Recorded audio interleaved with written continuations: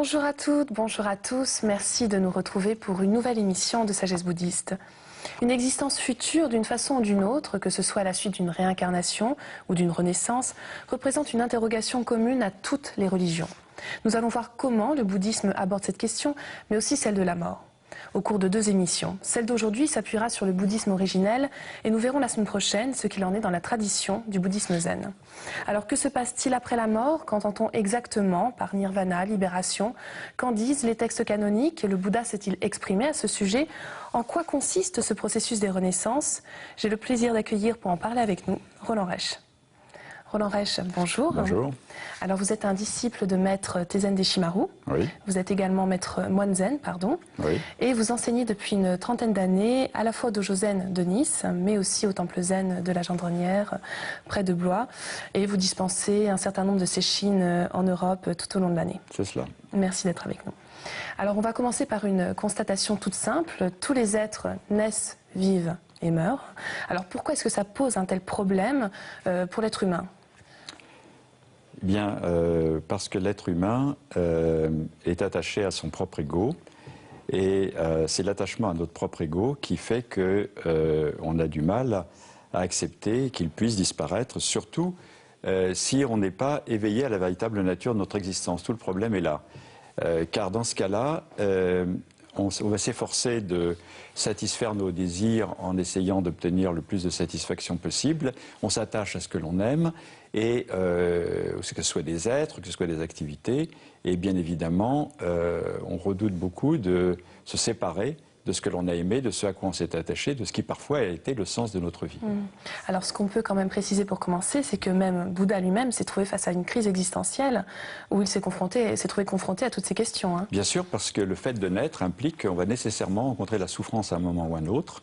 Même s'il y a des moments de bonheur dans la vie, ces moments de bonheur sont impermanents et nous font éprouver une anxiété, une crainte de perdre ce par quoi notre bonheur est conditionné. Donc ça a été vraiment le point de départ même de la démarche du Bouddha, de se confronter avec la perspective de souffrir à cause de la maladie, de la vieillesse, de la mort, de devoir se séparer de ce qu'il aimait, de devoir supporter ce qu'il n'aimait pas. Et il en a conclu que tout ce qui nous constituait finalement, tout ce qui constituait notre existence conditionnée, était cause de souffrance, et que, en même temps, puisque ceci posait question, il devait y avoir une réponse. Ce qui est intéressant avec le Bouddha, c'est que c'est le contraire d'un être désespéré. Il part de la souffrance, mais il part aussi du principe que du moment qu'il y a problème à cause de la souffrance, il doit y avoir une solution. Alors justement, qu'est-ce qu'on peut essayer de faire pour tenter de résoudre cette question de la vie et de la mort ? Est-ce qu'on doit uniquement faire un travail sur notre ego, essayer d'abandonner cette saisie égotique, par exemple ? Eh bien, il faut s'engager vraiment dans une pratique de la voie de tous les instants, mais cette voie est principalement dans le bouddhisme axée sur la pratique de la méditation. Donc, ça veut dire avoir une certaine discipline de vie, s'asseoir chaque jour, si possible, jambes croisées, apprendre à se connaître soi-même, apprendre à s'oublier soi-même, apprendre à découvrir ce qu'est au fond la dimension profonde de notre existence à travers la méditation. Donc c'est le cas de Zazen, ce qu'on verra la semaine prochaine. Hein. Qu'est le Zazen, mais c'est aussi les autres formes de méditation bouddhiste, et puis prolonger cette méditation à travers toutes les activités de la vie quotidienne. Alors pourquoi est-ce que c'est aussi important d'accepter cette impermanence ?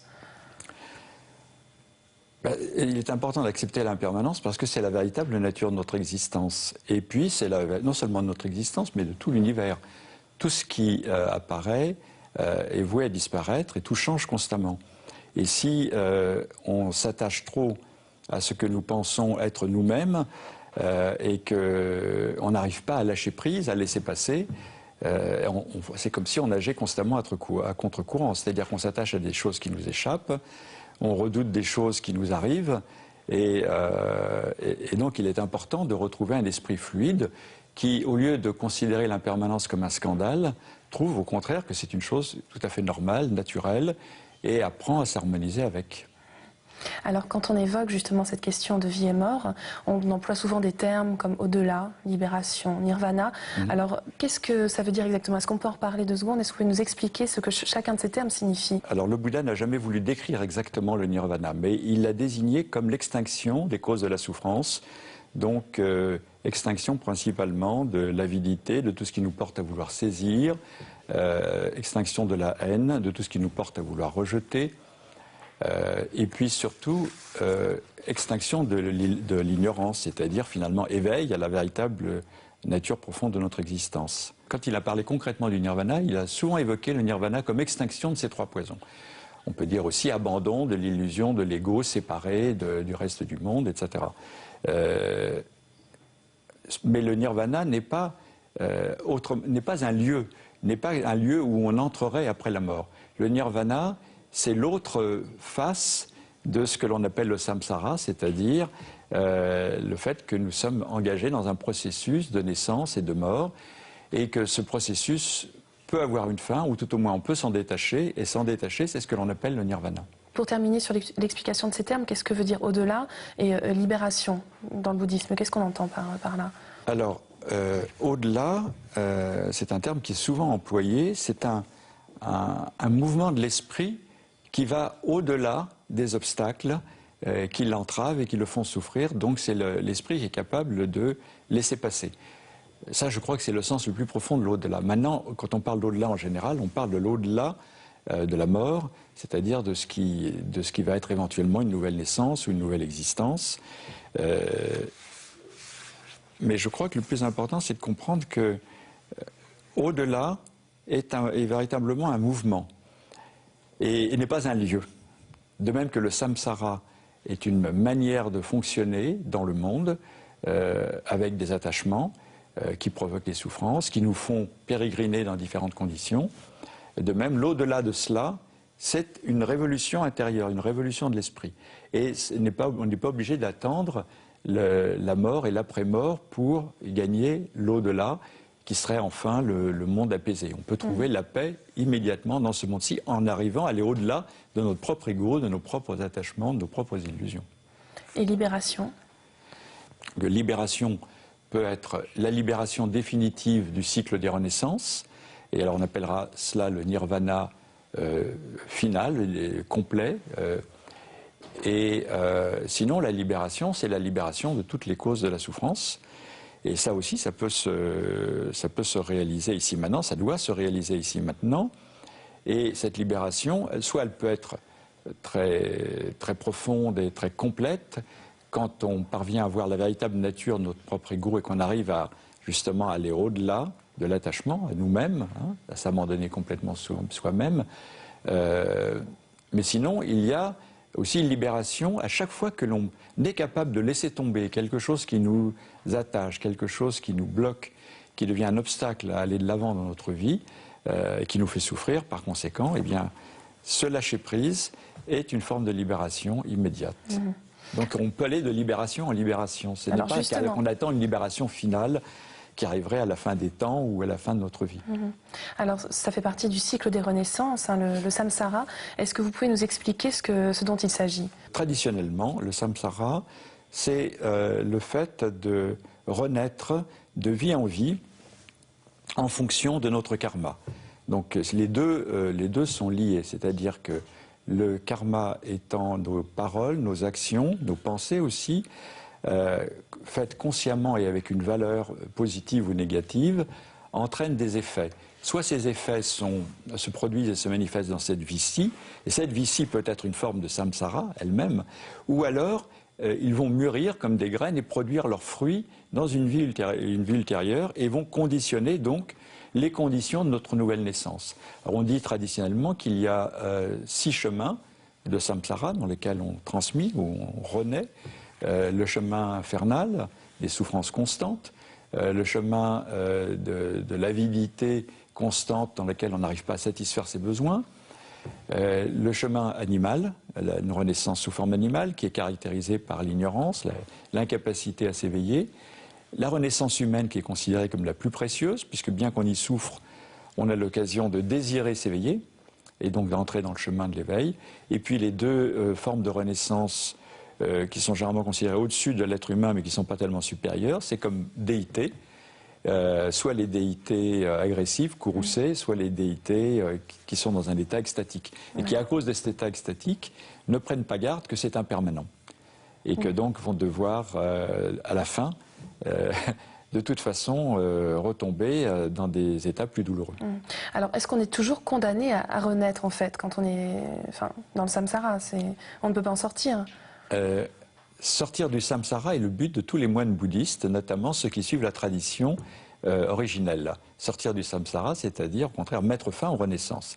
Et tout le but de la discipline bouddhiste, que ce soit la pratique de la méditation, la pratique de l'éthique, la sagesse, la compréhension de l'enseignement, la compréhension du dharma, ont pour but de nous permettre de nous libérer de la nécessité de renaître.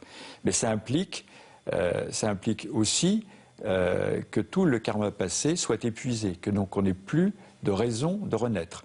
Et puis ça implique aussi de faire le choix de l'extinction, ce que ne font pas les disciples de la branche du bouddhisme qu'on appelle le grand véhicule, qui choisissent la voie du bodhisattva, qui choisissent au contraire de renaître. Mais de renaître non plus poussés par leur karma et à cause de leur souffrance, mais poussés par leurs vœux et leur désir de compassion, d'aider tous les êtres vivants. Et là, c'est une autre forme de renaissance. On peut dire qu'on revient dans une existence de samsara, avec ses souffrances, mais avec un état d'esprit tel qu'en réalité, on est au-delà de la souffrance ordinaire. On va souffrir par compassion, par empathie pour les êtres, mais on ne veut pas souffrir à cause de nos illusions, de nos attachements et de notre karma. Alors, une dernière question, Roland Reich. On dit souvent que la naissance et la renaissance sont des phénomènes de dukkha, enfin, en tout cas, c'est ce qu'on entend, donc des phénomènes de souffrance. Oui. Est-ce que ça veut dire qu'aux yeux du bouddhisme, finalement, la naissance n'est qu'un mal de l'existence? Non, parce que le mot souffrance ne traduit pas bien dukkha. Dukkha ne veut pas dire seulement souffrance, veut dire limité, veut dire imparfait. Et moi je crois que la souffrance fondamentale de l'être humain, c'est qu'il a en lui-même, au fond de lui-même, cette nature de Bouddha, cette nature d'éveil, cette vérité, et que tant qu'il ne s'éveille pas à cette vérité qui lui permet de surmonter les souffrances du samsara, il va souffrir. Mais une des grandes souffrances, je crois, c'est de ne pas réaliser le vrai sens de notre vie, d'avoir l'impression qu'on passe vraiment à côté et qu'à cause de ça, on est poussé constamment à poursuivre toutes sortes de désirs qui sont des dérivatifs au fait que l'on est passé à côté de l'essentiel, souvent. Alors, juste un dernier mot, est-ce que le Bouddha lui-même s'est exprimé sur la vie et la mort dans les textes? Est-ce qu'on trouve dans le canon Pali, par exemple, des sermons du Bouddha par rapport à ce sujet-là? Déjà, le premier sermon, le sermon de Bénarès, est le sermon dans lequel le Bouddha parle de la vie et de la mort, puisqu'il explique, c'est là qu'il explique la souffrance, les causes de la souffrance et comment mettre fin à la souffrance. Donc c'est on peut dire le sutra fondamental dans lequel le Bouddha laisse entrevoir qu'il y a un chemin pour se libérer du samsara et réaliser la cessation de la souffrance et donc le nirvana. Mais il y a sinon toutes sortes de sutras dans lesquels le Bouddha rencontre par exemple des êtres qui doivent aider un mourant et il leur donne des conseils, comment aider un mourant, etc. Donc la question de la mort est quand même très présente dans les textes qui sont liés au Bouddha. Bien sûr. Ouais. Très bien. Merci Roland Reich et on se retrouve donc la semaine prochaine pour la suite de cette émission.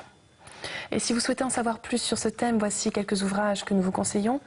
Tout d'abord de Maître Dogen, La vraie loi, trésor de l'œil chez Point Sagesse, une sélection de 9 textes issus de son œuvre majeure, le Shobogenzo. Toujours de Maître Dogen, Poème zen, publié chez Albin Michel, illustré par de très belles calligraphies du peintre Akiro Kano. Et enfin de notre invité Roland Reich, Aux origines du Zen Soto. Vous y retrouverez l'histoire du zen, mais aussi comment en faire ressortir l'essence dans notre vie de tous les jours.